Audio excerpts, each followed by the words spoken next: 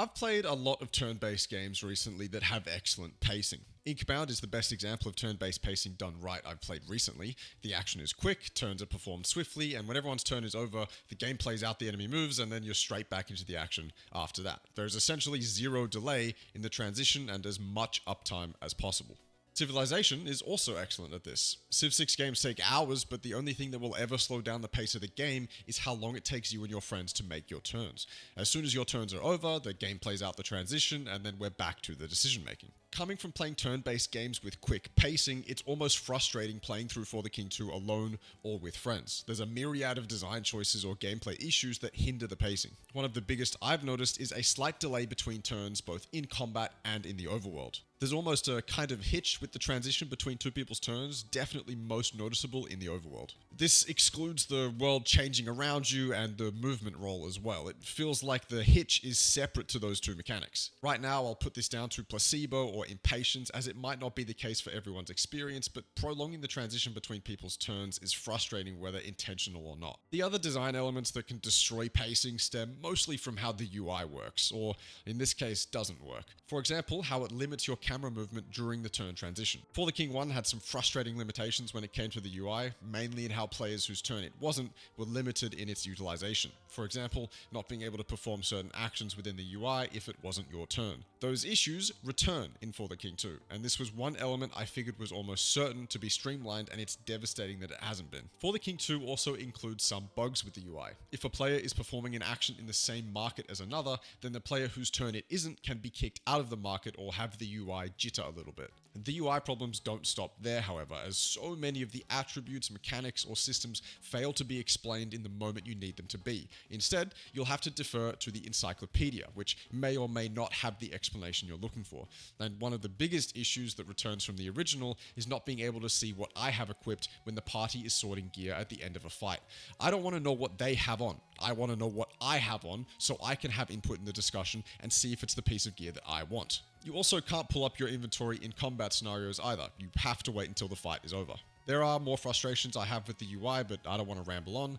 I'm also not certain I have the necessary footage to show off everything I've just mentioned, so I apologize if I couldn't provide the visuals to back them up. Just know that the user experience as a whole can be far more streamlined than it currently is, and the parts that aren't streamlined or are inherently broken or limited annihilate the pacing of For the King 2. Without a doubt, however, the largest negative, at least on launch, were the multiplayer connectivity issues. A lot of the game-breaking ones have already been fixed, but the damage is done. I think you can go into For the King 2 confident now that the issues have mostly been fixed, but the experience isn't as solid as it could be still, even after the patches. Now, I haven't played through the 3rd, 4th, or 5th campaigns, but the first 2 campaigns have a mechanic called Chaos. When Chaos reaches its limit or runs out, you lose the game. On launch, this time limit was crippling. No longer is it crippling after a balancing patch, but the knowledge that the time is running out in the back of your mind can greatly hinder the one thing RPGs are known for: freedom. Now, not all cases will be the same in regards to performance, but I have noticed considerable dips from 120 FPS down to 30 FPS in specific cases, for example, like when animations occur in combat. And the game hitches almost every time you change rooms in a dungeon or enter combat. Barring all the negatives with For the King 2, I do believe that conceptually and in practice it is a better and more engaging game than the first. The content on offer combined with the introduction of new mechanics is enough for me to be satisfied with the money that I spent. I'm going to try and praise and critique elements I'm confident aren't affected by playtime to be as fair as possible, but the issues mentioned before are things I'll happily criticize at any amount of playtime. The formula Iron Oak Games had with the first game is a solid co-op experience where the decisions you and your friends make matter. It's deep, replayable, challenging, entertaining, and engaging, with fights that will have expended all your resources just so the party can get out alive and breathe that sigh of relief.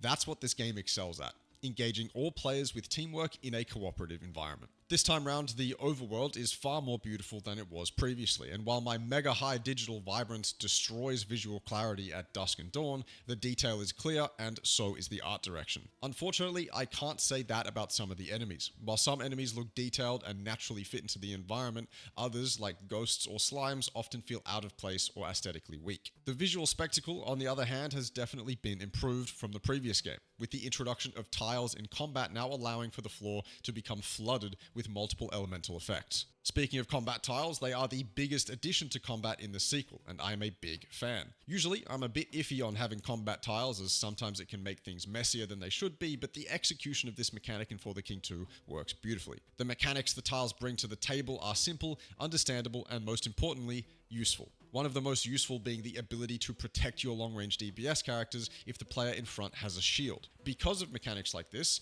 combat in For the King 2 feels just that little bit more engaging than in the first, especially when you factor in the new abilities on each of the weapons that will spice up how you choose to dispatch the enemies in front of you. If you were a fan of the first game's combat, you should be more than happy with what you get here. Taking a U-turn back to the start of the game, another addition over the original is the loadout screen. You'll choose your class just like in the first, but this time round you have a certain amount of loadout points to grab some starter items and gear.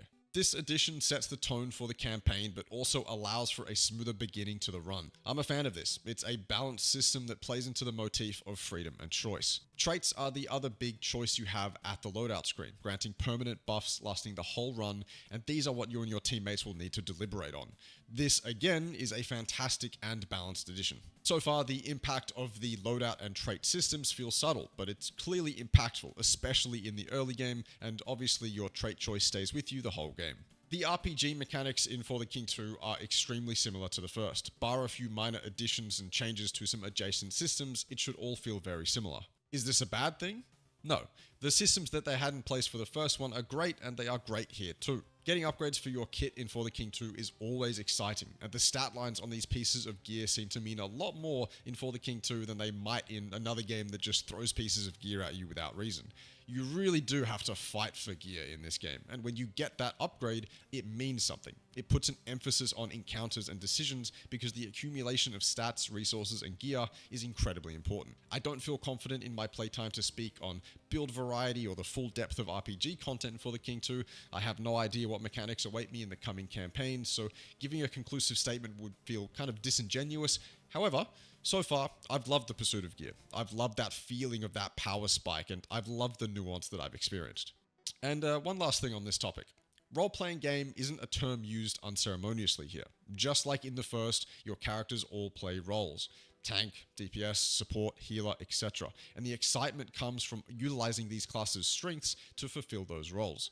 This necessity is one of the reasons why co-op is so fun in For the King 2. Meta progression is one area I feel they could have expanded, but I understand that might have been hard as they tried to juggle if meta progression should give players more power or more choice. At the end of the day, they ended up going with the same system they had for the first, with loadout unlocks now being added to the progression.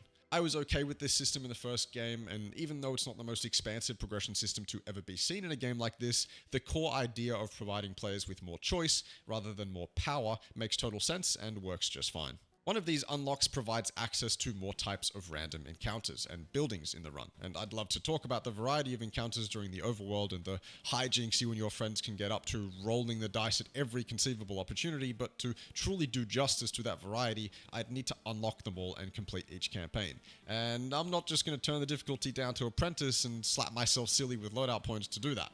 That said, the variety in encounters is already clearly larger than the original. That I can say for certain.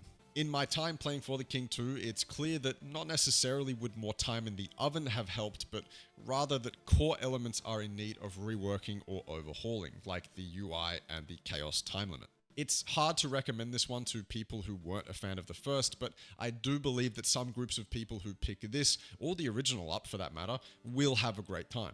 Others, on the other hand, won't be able to handle the pacing, and I suppose that's the reason it's hard to recommend it to new players. Pacing is crucial, and if there are so many elements of design that slow down or ruin pacing, whether intentional or not, it will just lead to people getting bored and frustrated. I also think that it's perfectly doable to have that tabletop feel that makes For the King what it is, while also keeping up the pace.